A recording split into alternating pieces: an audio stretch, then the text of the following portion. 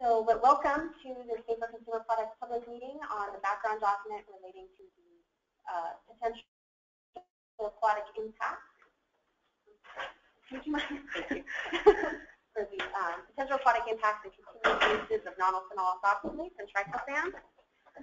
My name is Daphne Malin. I'm a senior environmental scientist here in the program, and I'll kick off the meeting with just a few opening comments to give time for the real purpose of the meeting, which is to hear from the stakeholders, you guys on the phone and in the room, to hear your thoughts on the background document and the questions that we posed there.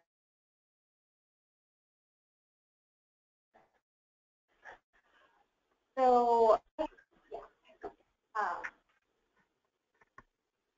as you may have gathered, we were meeting both in person and over the webinar.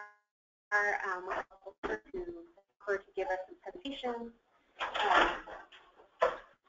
for this meeting today. So after we have those presentations, we'll open up the time for verbal public comment.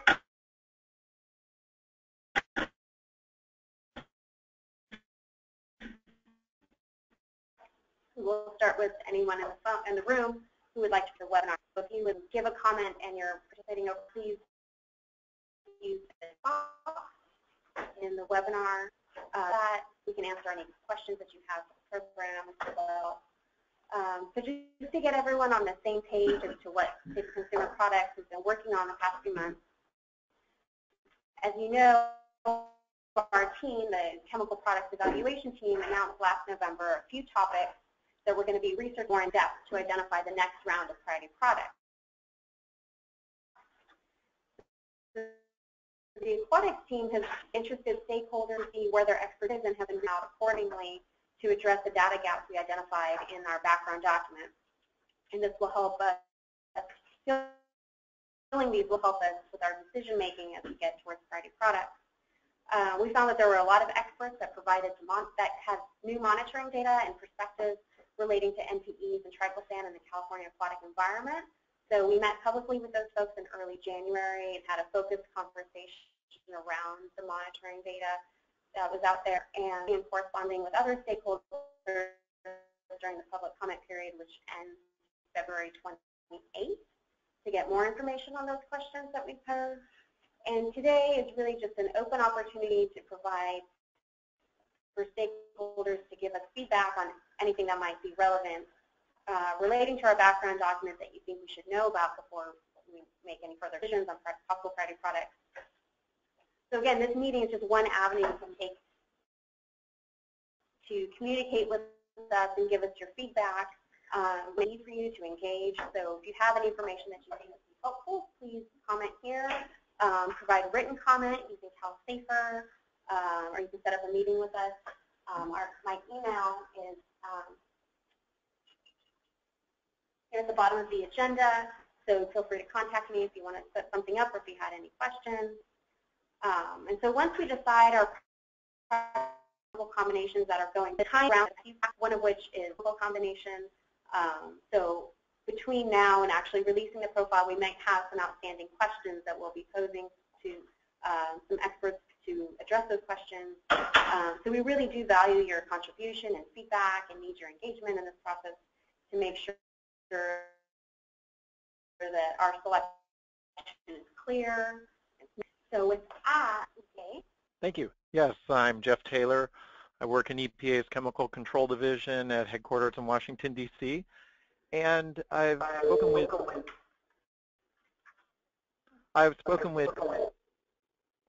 are we all set? Okay. I think we're good. We can hear There's an echo there. Okay, good. I've spoken with personnel at DTSC regarding a phase-out agreement we had with the Textile Rental Services Association of America, also known as Torsa. So let me give a little bit of a chronology here to state the process that we went through with Torsa, nonylphenols and nonylphenol ethoxylates. And as part of that action plan, we referred to phasing out NPEs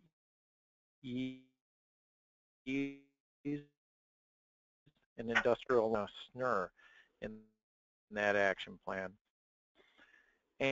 And as part of this, the idea was for the test rule, we would have a situation for need to submit toxicity testing and possibly also monitoring results.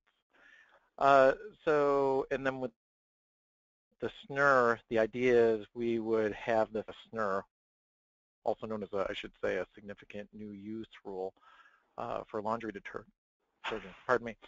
And so Torsa signed the agreement with EPA in 2010 as well, and they agreed to phase out NPEs and industrial laundry detergents, and specifically NPEs in liquid laundry detergents by the end of 2013, and NPEs in powder laundry detergents by 2014. So what happened over the next couple years after 2010, Torsa sent us updates after the 2012 and 2013 period. And after the 2013 period, Torsa did not totally phase out and only cited formulation problems for the reason of not achieving total phase out. And an interesting. Do you have or not? I mean, if it's just audio, that's okay. We're just.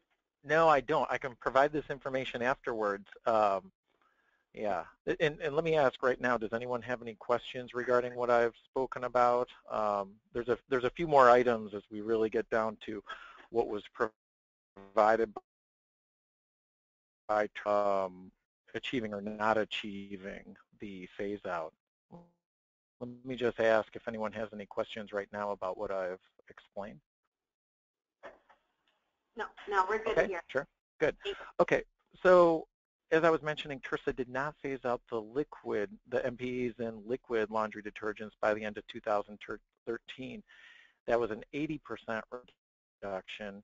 And then for powder detergents, which make up a lot lower component of industrial laundry detergents, it was about maybe 45% NPEs as part of those detergents.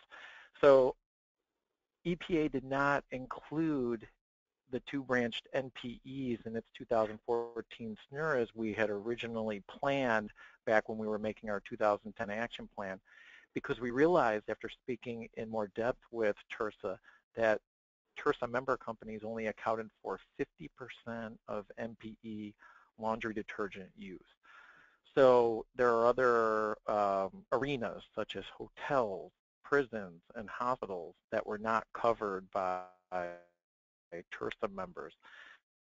So that's the reason why we did not include the two-branched NPEs in our SNR. And we also, due to budget staff limitations, we also did not issue a test rule. And this is all important because around this time, Torsa also did not supply an update after the 2014 year, where they could have said something like, well, we achieved greater than 80% reduction of NPEs and industrial laundry detergents, and then made reductions for the powder detergents as well. So,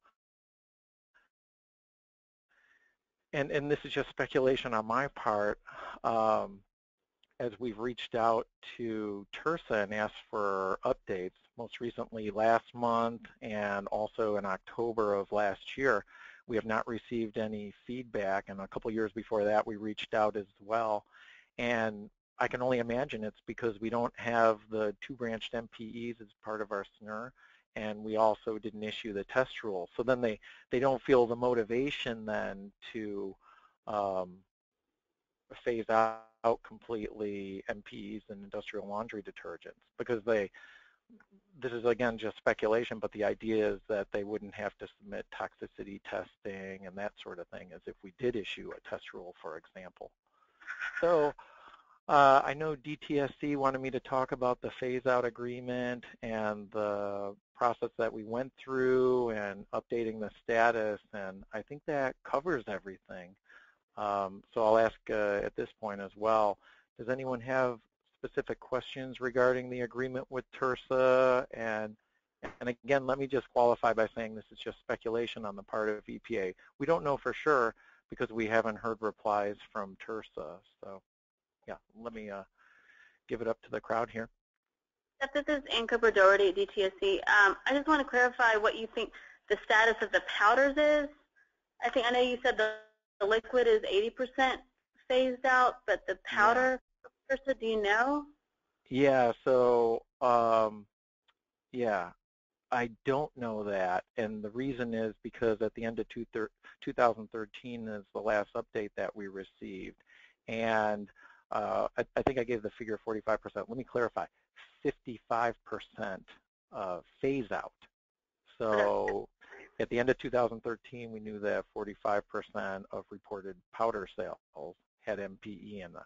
And again, as I mentioned earlier, the powder sales account for about 10% of all industrial laundry detergent use. So at least there's that factor that works in favor for understanding that it's not a significant market share, if you will, as the liquid laundry detergent. Thanks. Sure. Hi, Jeff. This is Andre Algatti at DTSC. Can you just, excuse my ignorance, talk a little bit about what a test rule is? Oh yeah, a test rule, EPA will issue to gather greater toxicity information on chemicals. We haven't done them as much recently as we had in the past, and there was a trend back in 2010 when we issued our action plan and stated, hey, let's put out a test rule and SNR combination because the idea is they both pertain to NPEs and NPEs. But it turned out that that process is more complicated to try to coordinate both schedules for each rule, the test rule and then the significant new use rule. And so that's why we haven't been doing them in concert like we had in the past. And like I said, we weren't even able to issue the test rule. And that was because that's due to endocrine testing. Our Office of Science Coordination and Policy was doing work regarding endocrine studies, and we wanted to make sure that we had a uniform communication strategy here at EPA headquarters regarding how we communicate about NP and NPE use with as far as endocrine systems are concerned. So, like I mentioned earlier, the staffing budget problems, we haven't been able to do as much work as we'd like to. That's not to say we won't, but right now we've just had other priorities that we've needed to work on.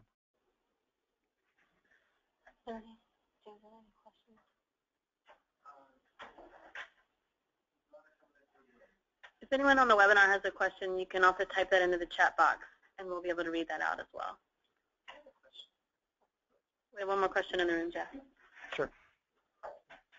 Yeah, hi, this is Kelly Moran, PDC Environmental. You mentioned that Torsa didn't represent all of the manufacturers of what EPA would call industrial laundry detergents. I'm wondering if you could elaborate on that a little bit, please. So we had a meeting with Torsa, I think this was in 2013. I think it was early 2013, sometime around that time.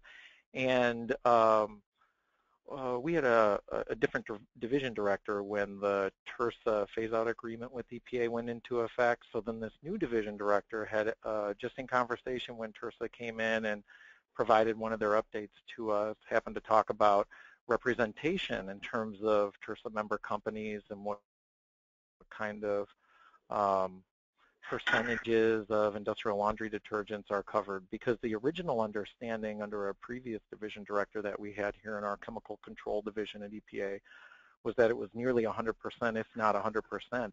And then when it came out that Torsa's Kevin Schwab had stated that it's actually probably closer to only 50% of industrial laundry detergent use is represented by Torsa member companies. So the idea is hotels, prisons, hospitals aren't covered by Torsa members. So naturally then we couldn't proceed with having this phase out mentioned in our significant new use rule that we published in October 2014. And That's just because we need to have something either 100% or close to 100% of knowing that NPEs, the branched NPEs, were not used in industrial laundry detergent. Does that make sense? Yeah, thank you. We have one question in the room. What does Torsa stand for? Oh, can you clarify what Torsa stands for? The Textile Rental Services Association of America, and it seems like there would be two A's at the end, but there's just one A. They do, as opposed to the hotels and other types? Oh boy. Let me just bring up one document right now.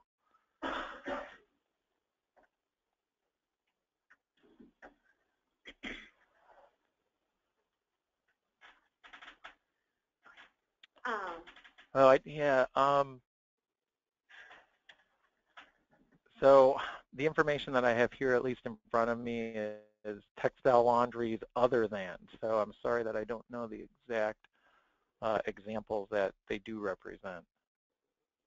Okay, thank you. Sure. Jeff, this is Daphne Moran. I had a question. You referenced the two-branch NPE.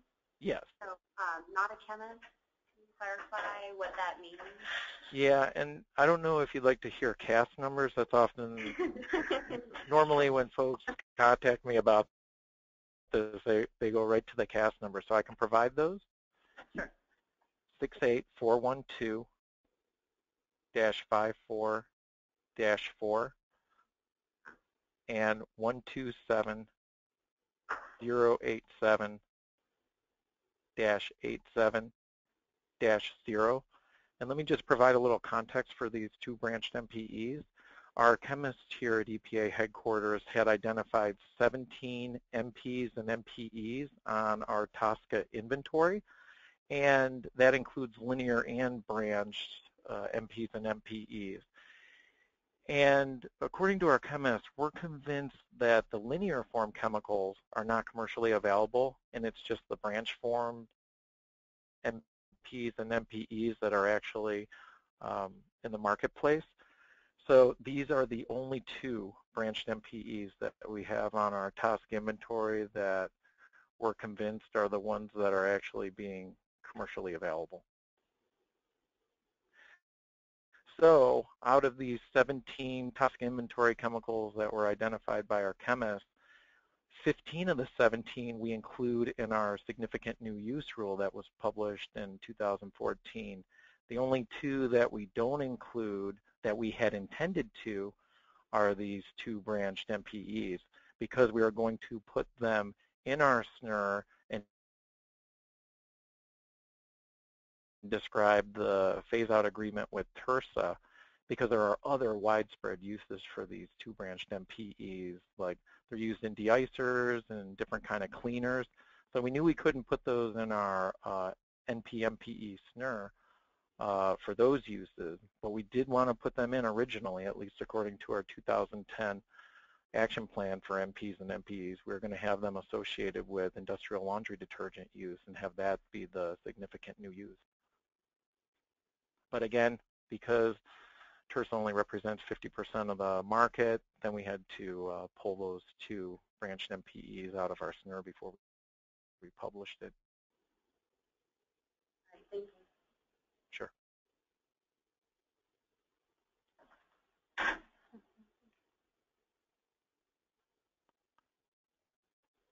Are there any more questions? Checking on the web, but nothing else. I don't see. This is Daphne again. Did you learn anything about how, like, I guess in talking to Torsa about how they define like subcategories of detergents? So you talked about like liquid and powder, but then you also referenced like commercial and industrial. Are there other like terms used within the industry to kind of help identify subcategories within laundry detergent? So the updates that we were supplied at the end of 2012 and 2013 were pretty high level. And at the time, I'll be frank with you, we were really hustling to get the snur and test roll done. And then when we heard we didn't have the test roll, we were still on a track, a pretty aggressive track with the snur. So we didn't parse this out. And I know when the agreement was first made, I wasn't on board this project. So I have to be frank with you that the different distinctions of commercial and industrial, that is in fact back in October 2016, one of the points of clarification that I asked from our Torsa representative, who's still there at Torsa, but we just haven't heard back. So I apologize for not having additional information for this phone call. All right. Thanks, Jeff. Sure. And I would like to note that there are some documents that we have from Torsa, and I can check on whether I can make these available to a wider audience, such as yourself. But in case it would be helpful, I can dig up whatever communications that we did have if you think that it would help you at DTSC. That would be great. Okay. Those would be then publicly available, right? Yeah, so I mean, I have to check on what information can be shared because this is an agreement between Torsa and us, so some of it's going to be remain essentially confidential, right. but I'll see what I can share. Okay, great, thanks. And I think we can follow up later. Sure. Oh, sorry, we have a comment. So I'm going to unmute them. Sure. Okay. Oh. Al, can you hear us? You should be unmuted. Yes, I can hear you. All right, go ahead. My name is Al Innes. I'm with the Minnesota Pollution Control Agency in St. Paul, Minnesota. And we have been conducting some work for the last 3 or 4 years to try to determine, try to track NPE use in detergents in Minnesota. So in 2013, we surveyed TRSA members in the state and got a pretty good rate of response, and found that they were close to finishing phase out for most of the members. There were a couple of stragglers, but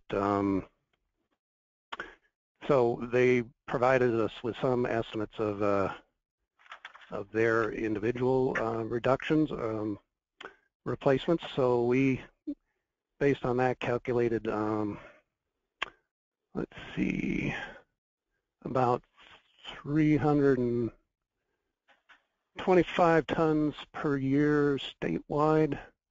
Much of that was in the metro area, in the Twin Cities sewer shed to the main metro plant, wastewater treatment plant. So surmising that there should be noticeable reductions in influent levels versus some baseline data we had from 2006, 2007. We did some sampling and didn't see really statistically significant reductions. So then did further investigations into, as Jeffrey was referring to, other significant large volume non-TRSA users, launderers, like hotels, hospitals, long-term care facilities, and so on. And did a lot of survey work last year for them, and really had a hard time finding a lot of current NPE users who would respond to us. It became clear, we believe, that consolidation in hotels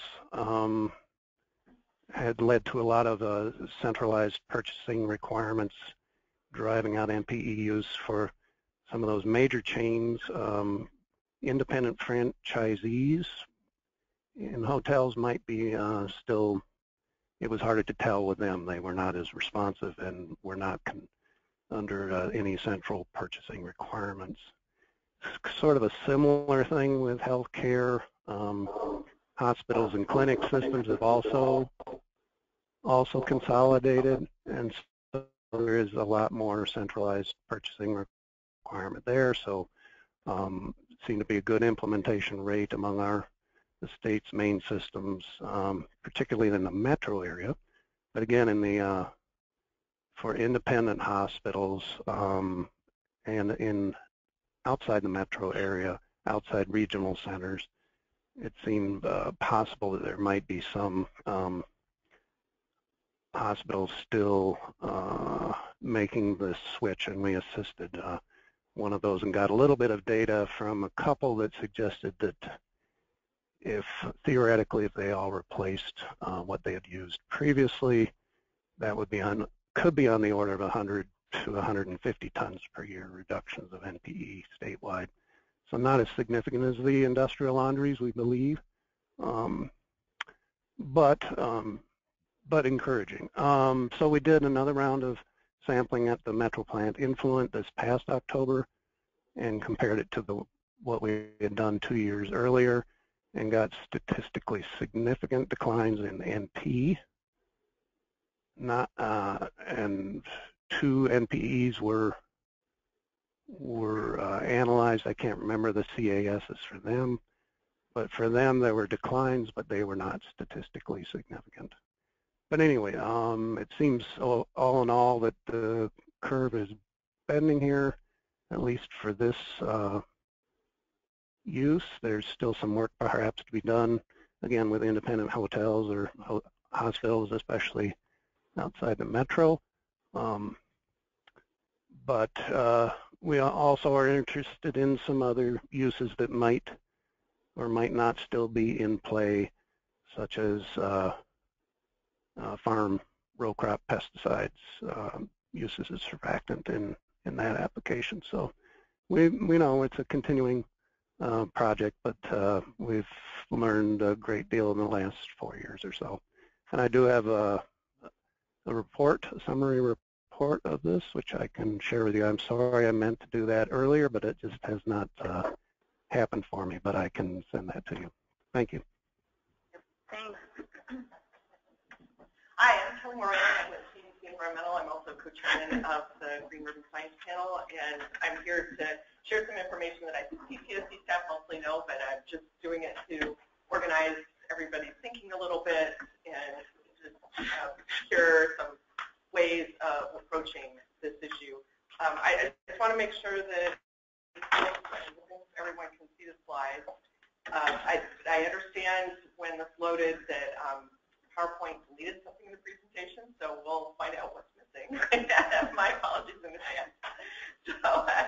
So just to clarify, that I'm going to talk about 2 things. One is about exposure pathways. So for the chemicals that we're talking about and the product classes in the work plan, what are the ways that it can get into surface water in urban areas, because that's where these products are used. And then I'll also briefly touch on triclosan alternatives. I don't have a lot of information to share there, but just a little bit.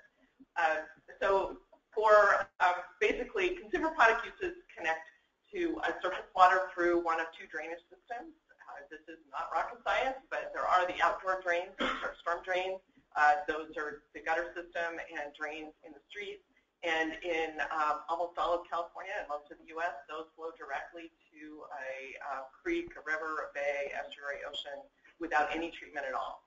So there's the hole, there's the thing, the water's in minutes or less sometimes going to be straight into a water body without anything happening in the middle there. There are a couple places, we're sitting in one of them, downtown Sacramento and downtown San Francisco, have combined sewer systems where this flows together, and I'm basically just ignoring that. The combined sewer system is where that water flows into a sewage treatment plant, which in many ways is actually better from the point of view of contaminants, because most of the year that means all that water gets treated. So that doesn't happen here, and I'm not talking about that because that's a very minority situation. So the other ones are the indoor pipes. Those flow to the sewage treatment plant, so they actually see some form of treatment. It's biological treatment, and it's designed to remove nutrients and kill bacteria that are in human waste. It's not designed to handle consumer products and chemicals and all the other things we've been challenging those systems with. So the sewer system, it goes to, here's the nice rearrangement of my slide. The sewer system, basically the wastewater treatment, so apologies for the rearrangement of the graphics, but it goes to the sewage treatment plant. The water continuously discharges, so 24 hours a day, 7 days a week, there's water flowing out of a sewage treatment plant into the aquatic environment. And that's a really key part of thinking about this. So organisms are immediately exposed to that effluent for those continuous discharges. Oh, cool.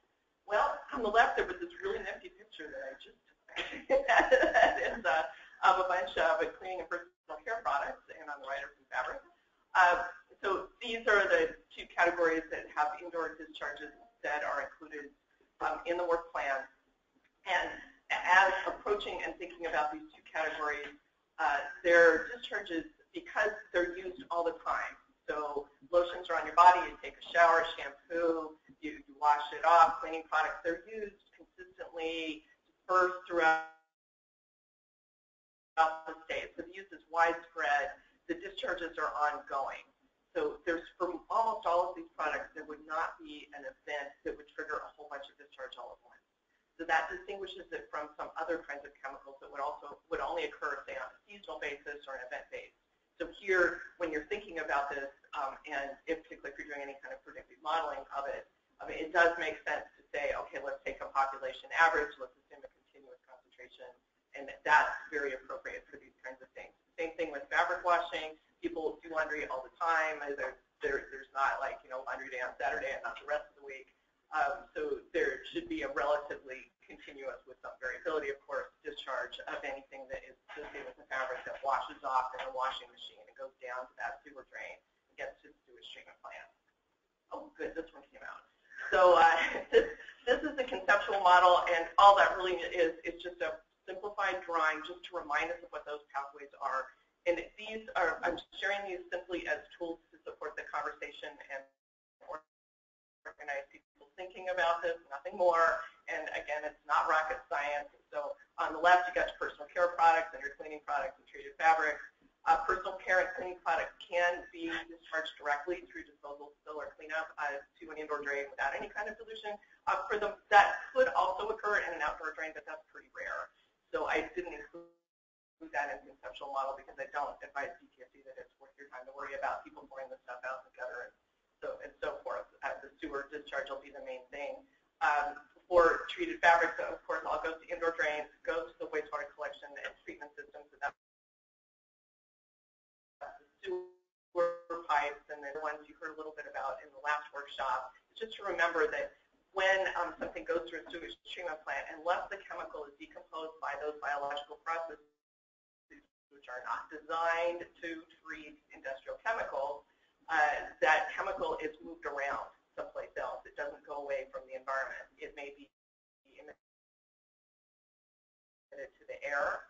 So we've had, for example, urinal mints. So those are causing air pollution compliance problems for sewage treatment plants. It can go out in the effluent, which oxalates and non-phenol. So it can also transfer into the solids, which sewage treatment plants are liking to call biosolids now, to remind us that they are actually a potentially valuable resource for us as a society. I mean, long back in ancient history, we used to take human waste solids and use them as fertilizer because they are valuable. People use cow manure, chicken manure, other kinds of things as fertilizer. If those biosolids are clean enough, we can do that. We are doing that a lot of places already.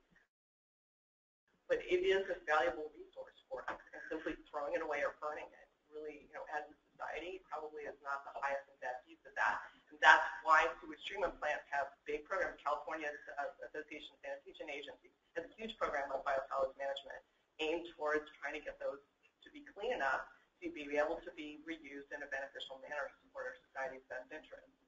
So similarly, despite the fact it's flooding out there right now today, water is a really precious resource. Our state water board is meeting upstairs to discuss continuing water restrictions in urban areas in California, because the big picture, despite today's flood, is that we really don't have enough water to support our society. And one way to get more water is to take the water that is coming out of sewage treatment plants and start using it again.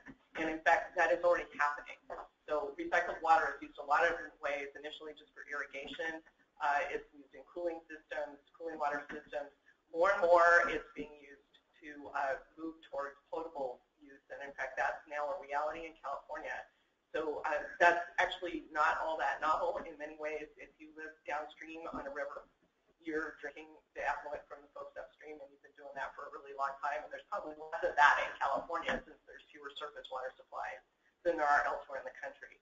So we are really moving towards a day where we're going to be taking wastewater effluent, which is a pretty well cleaned up stream, trying to clean it up perhaps a little bit further, and really be looking at drinking that water again. So we need to think about all these different ways that these streams need to be cleaned up and need to fit into the environment. So as we think about all of these aquatic issues, it's really important to think about all of the different ways that waters are used. Similarly, stormwater runoff is also really important for potential use. This one came out. All right. So just a couple of thoughts. One thing that a lot of folks do when they're trying to decide if it's okay to use the chemical in the product is to do some really simple wastewater modeling. And so I'm going to point out a couple of things that aren't often considered in the models that folks have been using. One is that conservation measures that have occurred in the last 20 years. Most folks are using a model, or many industry folks and others are using models based on data from a US EPA wastewater survey in 1996. And at that point, the average per capita water use was, or discharge to the sewer, so average per capita water that flowed through homes and in the sewer was 388 liters. So that has gone down, not just in California, but nationwide because of water conservation measures like the low-flow toilets and faucet aerators and water-efficient washing machines and dishwashers and so forth. We've really reduced the amount of water that we're using per capita. So California Water Board has collected a really interesting set of data because of the drought. They've been requiring water. So I just pulled the January 2016 data as just an example data set because that would be data that would involve not too much outdoor irrigation. So this water supply use includes outdoor uses as well as indoor uses. And in January, because it's that's often a month that we think of as being one where there's minimal outdoor use. So those data showed us that per capita water use statewide indoor was 230, and that many cities were less than 190 liters. So that's what we're using for modeling.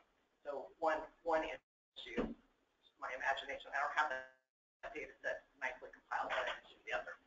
Another consideration is that a lot of people think mentally, they imagine a sewage treatment plant discharging to a river with lots of other water in that river, and it gets really diluted. That is not a common situation in California. So many waters are effluent dominated. That's a lot to do with our Mediterranean climate. So in the summer, we often don't have much of any flow in a lot of waters. And so there are many waters that are effluent dominated where most of the water is sewage, if not all of it. You know, it go dry if it were for the sewage treatment plant discharge. This even occurs in estuaries like San Francisco estuary. So if you, those of you who are from California might be familiar with the Dumbarton Bridge in South San Francisco Bay. The water south of the Dumbarton Bridge in the summertime is essentially all water effluent.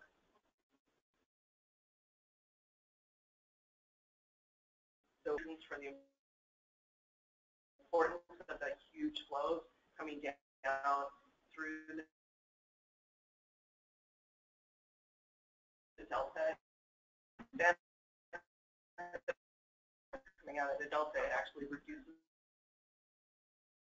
the flushing of the bay and exacerbates this. So this kind of zero dilution occurs in both the freshwater environment and the saltwater environment in California. I actually don't, I wasn't able to get from the water board specific solution, but about 20% of permits afford a zero dilution, something in that range. And I also found the only published paper I found that actually muted from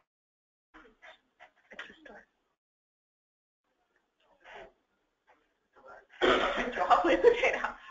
was just showing that this isn't just unique to California, and that the authors had reviewed a bunch of data from a variety of states in the center of the country and found that many of them had zero dilution.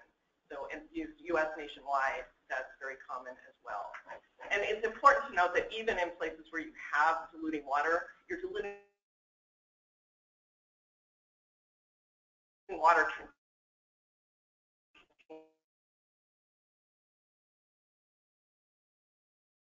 your pollutants.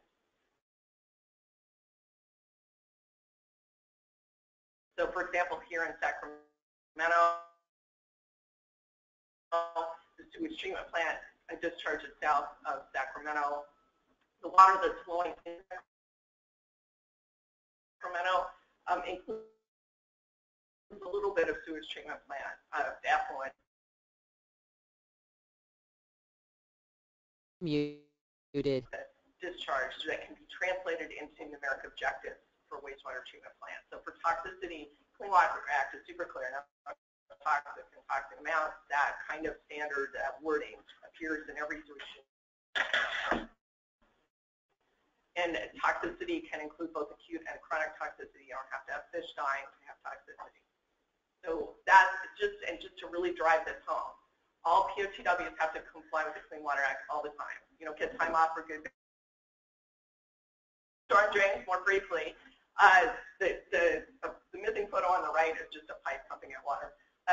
The storm drains, since they're taking the rainwater from the street, the discharges are primarily episodic. It's stuff like this week where it rains a lot, the runoff flows, it carries whatever pollutants that are washed with that runoff into the storm drain and into that pipe down to the river. There are continuous discharges as well. Sometimes those are groundwater leaking into the storm drain lines. Often they're irrigation flows. So really interesting data sets in Southern California. And those can also carry pollutants not just washed off from surfaces, because sprinklers commonly hit places they're not supposed to, like building walls and fences, and so that can be an issue as well when we're thinking about stuff that's in paint. Oh, well, this was a whole bunch of building photos. So the paint and other building materials are exposed to rain. And there are papers, I didn't go through and cite them all here, showing that building materials are well known to release pollutants into runoff. So this is most well documented for roofing materials, like metals and organics and roofing materials are well known to come off. I have also read papers examining losses from paint. And these are widespread discharges as building materials occur in all of California's urban areas, and there are a few places where there might be one style versus another style in a particular sub-watershed, but in general, this is a fairly broad thing that would be widespread. The discharges are primarily the episodic ones when it rains. An important part of this, and I'm trying to estimate what that leaching is that weathering really affects leaching processes. The folks who are looking at nanoparticles have particularly been looking at the weathering effects on building materials. And what happens is that the physical failure of the material, so in this case the paint coating, can cause chemicals to be released either through leaching or eventually just through particles sloughing off. Weathering can also occur if your painted surface is subject to abrasion. So for example, road paint is worn out. I think you guys have some experience in that area. So the conceptual model here, extremely simple. This is not rocket science, and you probably all know it. So paint application, there can be disposal. So I'm thinking here specifically about outdoor paint. So paint application, there is well documented improper disposal, spill, and cleanup. This is an ongoing activity for management by municipal urban runoff programs in cities. You'll see it and see it happening. It's very difficult to manage, so we need to acknowledge that that exists. But the primary pathway of exposure will be through the application of the coatings to outdoor surfaces. And in addition to building bridges, fences, decks, pavement markings, there's all kinds of other places that are coated. There's lots of outdoor building materials. So, and then in addition to leaching, we do need to remember wear and material failure, because particles can carry the the pollutant into the aquatic environment, and then the particles can further degrade, be taken up by organisms. There's a whole set of things that can happen there. So urban runoff, stormwater drainage systems. I'm only showing creeks, rivers, lakes, estuaries, oceans, ponds, etc. But just as a reminder, we're also taking a look at how much we can take that water and do other things with it, including humans consuming it. So lots of effort to infiltrate and store and other kinds of things with that water. So those endpoints, human endpoints, are important as well. For stormwater runoff, zero dilution is the norm. So basically what happens in most of California, our Mediterranean climate, is we've got pretty low base flow, and especially urban creeks. And so there's not much there. I wish I had a dry weather photo of this creek. You can barely see the water at the bottom, and then it rains, and whoosh, it's full of water, higher than my waist. And this is just a tiny little creek.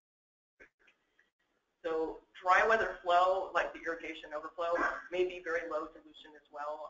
There's some really interesting pesticide monitoring data showing that dry weather flows, although very low, have very high concentrations of pesticides that are carried by those irrigation overflows from applications around buildings. It's a great example. There's a pesticide called Fipronil that's only applied around buildings in urban areas by professional applicators.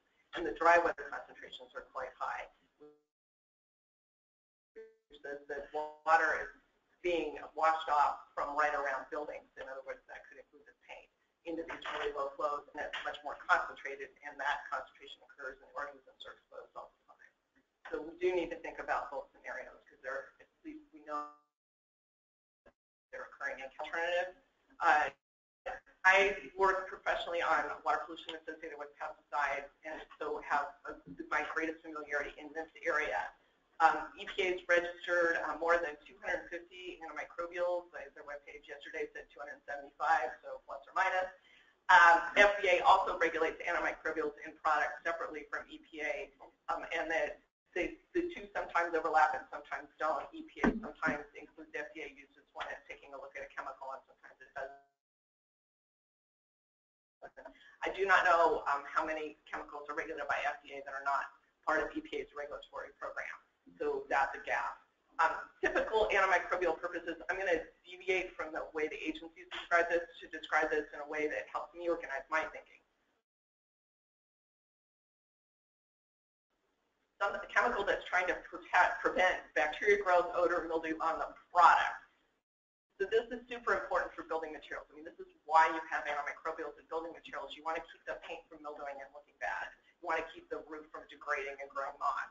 These are the kinds of reasons that you put those in products. It's very, of course, common in consumer products that we apply in our bodies to have some sort of antimicrobial in it to keep it from growing bacteria before we use it. So those usually have lower concentrations than the other class of products because we're just trying to protect the product itself before it gets spread out in the environment. The second class of antimicrobials are ones that are to protect the user or the application site.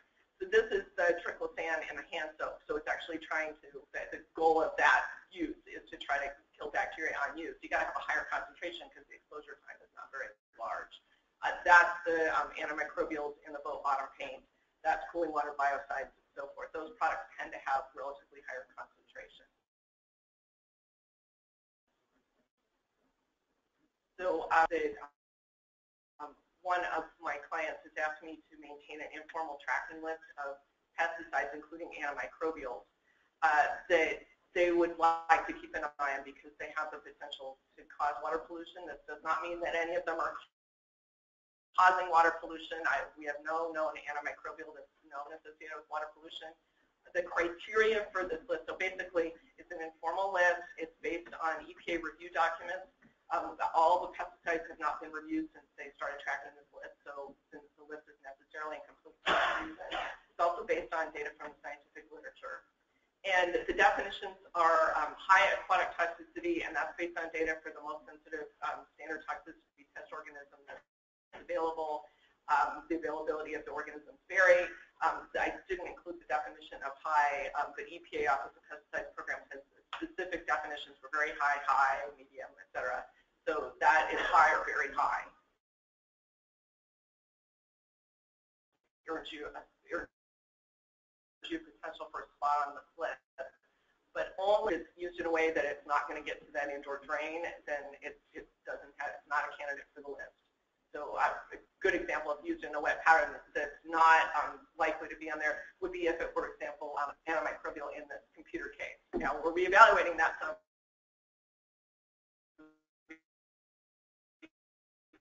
Product or something that's designed to go down the drain, or in clothing, detergent, all that kind of stuff, it gets on. But if it's in a solid product, it doesn't get on the list. So, and then if there are monitoring data, which is the most powerful thing, or EPA modeling, if monitoring data are not available, if those data show that the predicted concentration or the measured concentration is close to or exceeding the aquatic toxicity threshold, that high aquatic toxicity, that's the third piece that gets you on the list. And by close to, we're saying within a factor of 10. So EPA modeling tends to be a little more conservative, so it has to be a little higher there. Monitoring data, if you're within a factor of 10, you're on the list. But there's not very much monitoring data for most antimicrobials. It's an area that's very poorly studied. And I just want to emphasize that the list I'm about to show you is definitely not comprehensive, and that these chemicals are not necessarily triclosan alternatives. But this is their antimicrobials informal watch list. So the point I want to make, and it actually includes triclosan because that is on their list.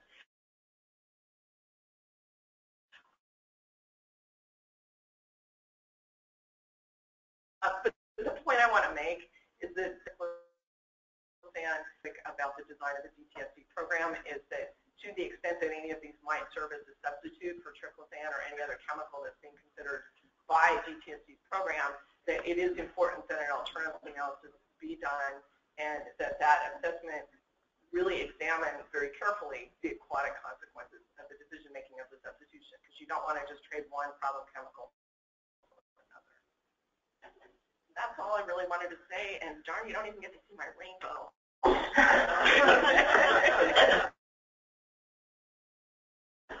Any questions if there are any?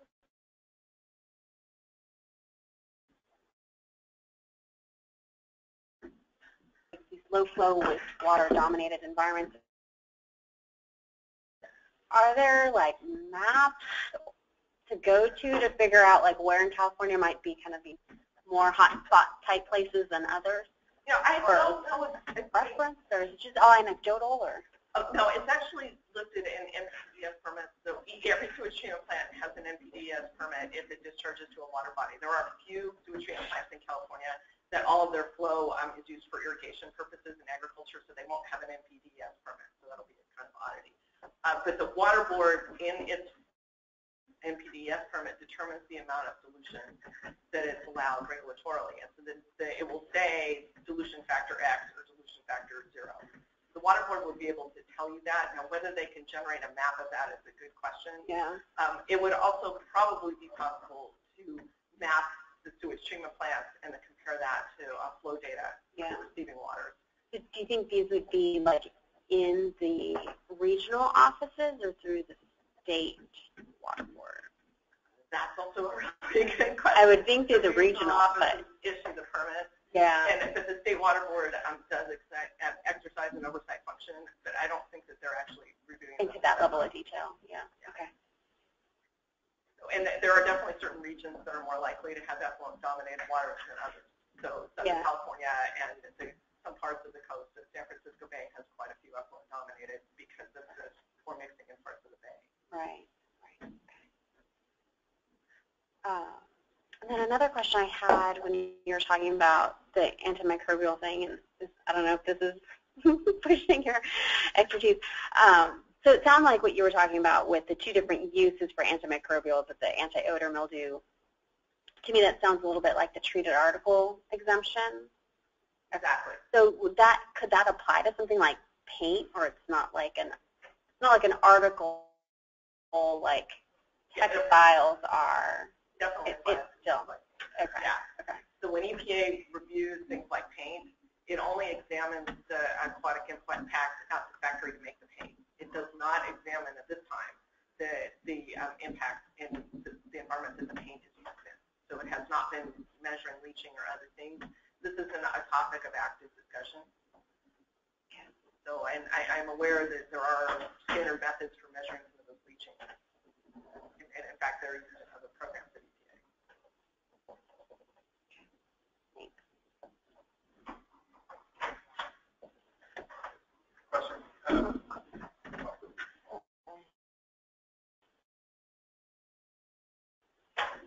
you mentioned that the POTWs, you know, 24/7 they have all this stuff coming through their system.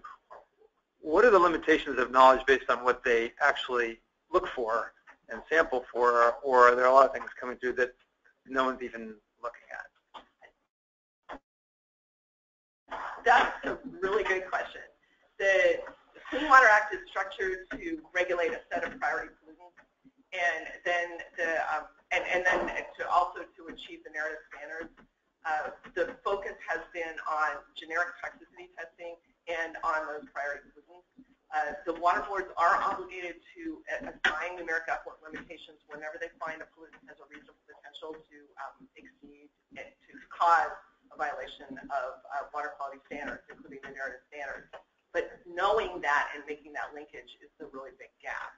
So another reason, and right now there is no ongoing monitoring program for pollutants other than basically the traditional pollutants. The water board is examining, in fact they're having a workshop on, I think, February 22nd, that's the right date. Sitting on, not ahead, but that's the right date. Their emerging contaminants program is how they're handling that. And Department of Pesticide Regulations has also started doing some wastewater monitoring to address those emerging contaminants that are pesticides. I know that's not relevant here. But that is a really big outstanding question. One of the delicate parts of that is that sewage treatment plants are legally responsible for all of the pollutants that are flowing through their discharges. So that's what this 100% of the time must supply thing is. But they can't control the chemicals that are coming in from consumer products. So there's a lot of wariness about doing this kind of measurement, because if something is found, they're immediately potentially legally liable, including through citizen suits. But they don't have any control over the discharge of the chemical. They can and do have aggressive regulatory programs over industrial discharges, so that there's a pre-treatment requirement, and those have been expanded into a number of commercial sectors. But chemicals in ordinary consumer products, they really don't have a solid control mechanism. That they've done things like sponsor legislation, which they did. They sponsored, I think, 2 different bills to control mercury content in consumer products as a way of getting the mercury levels in their influent down. But as an ongoing thing, it makes a lot more sense to work with this program so that there's a thoughtful replacement process and should a chemical need replacement or addressed. So long answer to a short question, but I hope I caught that. Are there any questions from the web? Not at this time. Well, I want to thank you all for your attention and for looking into the area. I think it's, based on my professional experience, it's super important, and I'm very pleased to have the opportunity to advise you on. Thank you. Thank you, Kelly. Okay. Anyone in the room have public comment they'd like to make? No. Have you gotten anything from the chat box there? No. Nothing from the chat. All right. I'm just going to switch up the slide really quick to get the agenda back up there, let people simmer.